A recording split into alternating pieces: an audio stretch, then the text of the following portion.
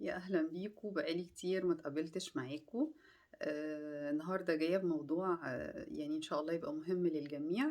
أتمنى بس اللي ما عملش اشتراك يدوس على سبسكرايب دلوقتي، يلا دلوقتي. وأتمنى لايك كده عشان أكبر عدد من الناس يوصلوا من الفيديو ده. تمام. آه، الحقيقة من الحاجات اللي دايما يعني بتسأل فيها، والمشاكل اللي دايما بتقابل الناس، لو أنا في حد في الدايرة المحيطة القريبة ليا جدا موجود ولازم أتعامل معاه، بس أنا مش قادرة أتعامل معاه، أعمل إيه؟ طيب تعملي إيه؟ آه، تغيري مشاعرك تجاهه. حلو؟ أول واحدة تغيري مشاعرك تجاهه. طب تغيير المشاعر ده هدوس على زرار تتغير؟ لا طبعا، عارفة ان هو صعب. طب انا النهاردة طالعة اقولك ازاي تغيري مشاعرك تجاه شخص انتي مجبرة تتعاملي معاه، ولكن عشان تتعاملي وانتي مرتاحة، لو طلعنا المشاعر من الحسبة هتتعاملي بسلاسة جدا. تمام. أيًا يكن بقى الشخص ده، حد من العيلة، حد مُقرّب، حد صديق، حد قريب أوي وأنتِ لازم أب نرجسي، لازم هتتعاملي معاه وأنتِ طول ما أنتِ في مشاعر ضيق وغضب مش عارفة تتعاملي. طَب نبرّد المشاعر دي إزاي؟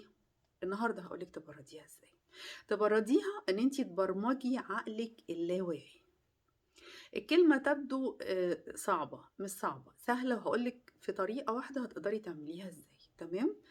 لمّا حد ييجي يقول لي أغيّر مشاعري تجاه شخص، يعني معناها أنا ما أقدرش أغيّر مشاعري، مش معنى إن أنا أغيّر مشاعري إن أنا على طول هادوس على زرار فسلوكي هيبقى يعبّر عن مشاعري اللي اتغيّرت. لأ، ليه؟ لإنِّك لو عملتِ كده السلوك ده، لو جيت أغيّره وأنا ما عنديش أساس للتغيير ده، هيبقى حاجة مؤقتة جدًا. الطبع يغلب التطبع. تمام. عشان أغير مشاعري لازم أغير أفكاري تجاه الشخص ده. هتقولي لي صعبتيها، لا ما صعبتهاش. تقدري تغيري أفكارك تجاه أي شخص في الدنيا لو برمجتي عقلك اللاواعي. تمام. الطريقة هي إنك هتقعدي 14 يوم بتكرري جملة آه، آه، الشخص ده. طبعًا العقل، خلّينا بس ملحوظة بين قوسين مهمة جدًا، العقل اللاواعي يتم برمجته بدون نفي. يعني مش هينفع أقول أنا ما بقيتش أحب الشخص ده، ما بقيتش دي هاشيلها وهابقى أنا باحب الشخص ده. تمام؟ فمش هاجيب أي جملة فيها نفي خالص، هي جملة إثبات. بمعنى هاقول الشخص ده، هاذكر اسمه، الشخص ده شخص عادي بالنسبة لي.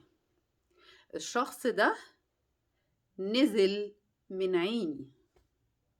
حطي بقى الجملة اللي انت عايزة تقوليها. الشخص ده حياتي أفضل بدونه.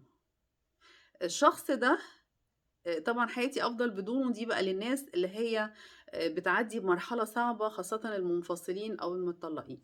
هتحطّي الجملة اللي تريّحِك بين قوسين وتكرّريها. هنختار إن الشخص ده بقى عادي بالنسبة لي. هتقوليها الصبح وهتقوليها قبل ما تنامي. 14 يوم، وأهم حاجة التكرار والمواظبة، لأن العقل اللاواعي اللي هو العقل الباطن ما بيتبرمجش غير بالتكرار. تمام. اليوم ال15 already هيبقى اتبرمج خلاص. والعقل اللاواعي لما بيتبرمج، أول ما يشوف الشخص ده أفكاره تجاه الشخص ده هتبقى اتغيرت. فالشخص ده فعلا أول ما هيشوفه هتظهر الشخص ده عادي بالنسبة لي. فتلاقي مشاعرك تجاه الشخص ده مختلفة تماما في اليوم ال15. أتمنى إن اللي بيعاني من حد موجود في حياته ومش عارف يتعامل، يعمل الطريقة دي. صدقوني دي من إحدى طرق البرمجة اللغوية في برمجة أفكارك ومشاعرك تجاه شخص معين.